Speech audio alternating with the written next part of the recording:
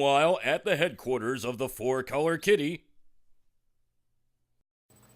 Hey folks, recently I've been thinking about the first episode of this series and something has been bugging me. I feel like I've forgotten something. Let's see here. I'll just bring up that episode.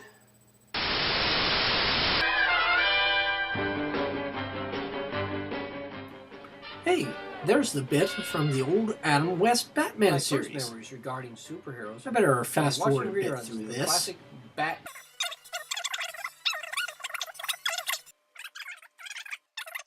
There's the Slurpee cups.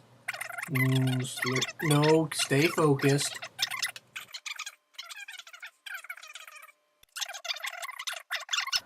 Oh yeah, the Spider-Man cartoon. Wait a minute, cartoons? Great googly moogly! I can't believe I left that out. How could I forget it? Something so regularly tied with superheroes. So well known. So ripe to be the topic of my next episode. But I've got to hurry. I've only got the opening sequence to prepare the next installment of Four Color Kitty.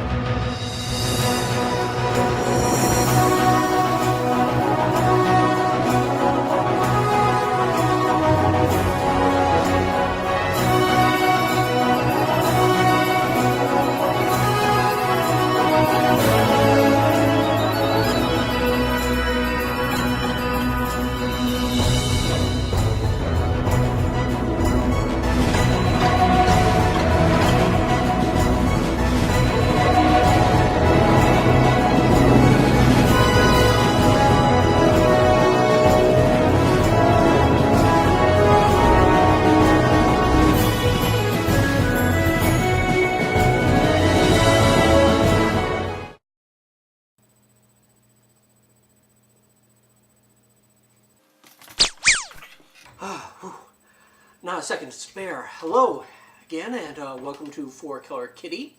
I'm your host, Pastor Black, and if you hadn't guessed by now that this time we'll be looking at the Super Friends, it can only mean one of two things. You're either very young and have never seen it, or you are very old and are suppressing the memories. Now, usually I simply discuss superhero comic books, but since it's my show, I can do what I like. So we're going to look at a superhero animated cartoon for a change. I mean, who else would? Hello, I'm the Nostalgia Critic. I remember it so you don't have to. Oh. Okay, he might. But he hasn't yet, and I don't see it on his schedule. Probably too busy trading blows with that angry nerd guy. So, I'm taking it. Back in 1973, Hanna-Barbera, well known for such cartoons as The Flintstones, Yogi Bear, and Scooby-Doo, licensed the rights to make a series based on the characters from DC Comics, specifically those of the Justice League of America. Now, earlier, in 1967, another studio, Filmation, had used the Justice League of America, but only as part of the Superman-Aquaman Hour of Adventure. The Superman Aquaman Hour of Adventure. Superman, Aquaman, all the superheroes. They always fight for what is right. Live with danger and adventure, they are men of might. Superman, the man of steel, performs super deeds with ease. Aquaman's the bold and daring king of the seven seas. Okay. Apparently, in the 1960s, superhero adventures were done to bright, upbeat musical numbers. I think I may know why DC Comics decided to give Hanna-Barbera a go and let them take a shot. What they came up with was...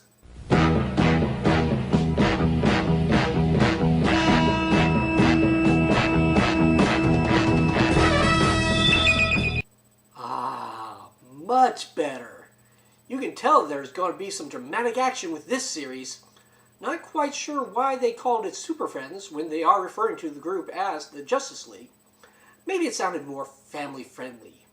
Still, just listen to how they set the stage for these adventures. In the great hall of the Justice League, there are assembled the world's four greatest heroes, created from the cosmic legends of the universe. Superman, Wonder Woman.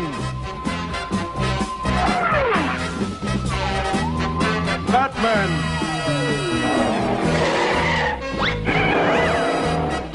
Aquaman.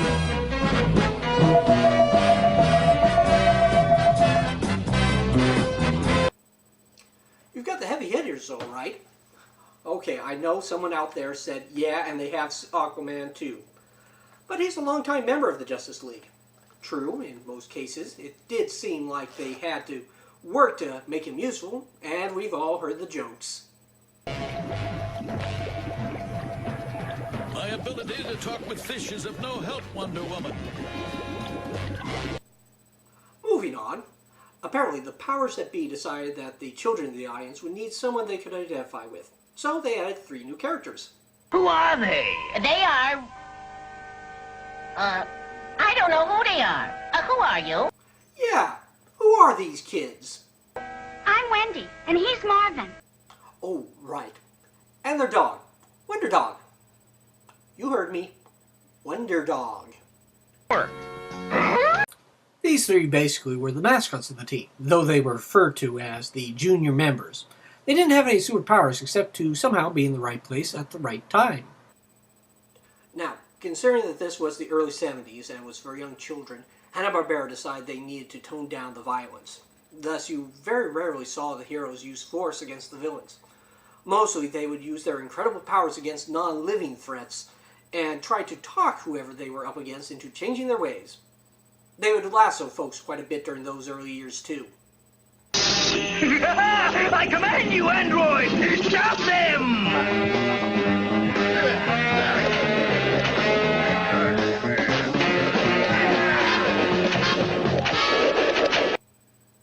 Now, to make sure all the kids knew exactly what was going on, in case it wasn't painfully clear by the actions they saw on the screen, we had a narrator voiced by Ted Knight.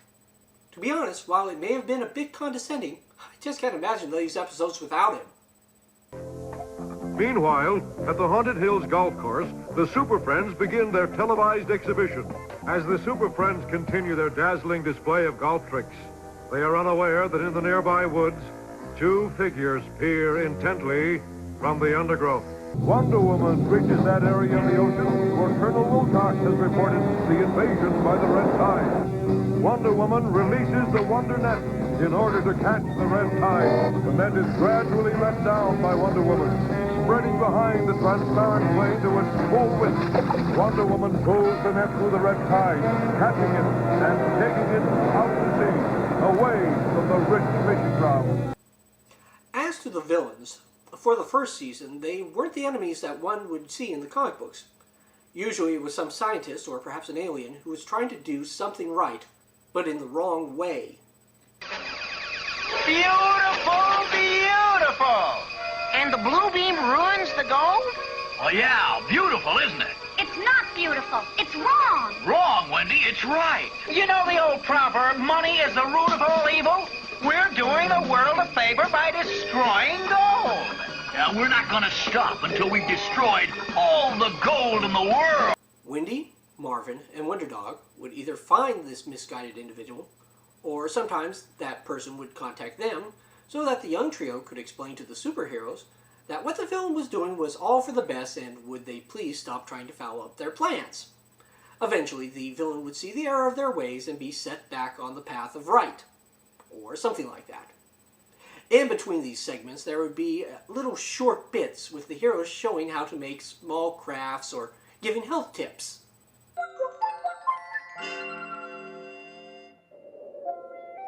Oh, hi, Wonder Woman. You look puzzled. Well, I've got to do a project for class. You know, creative ideas, and it has to be out of all this stuff. Let's see. Why, you have the makings of a yo-yo in here. I do? I'm allowed help. Can you show me? Sure. Oh, come on, Wonder Woman. You've got to find out what is causing precious metals and minerals to turn to useless junk. Is this really the time to be assisting with arts and crafts?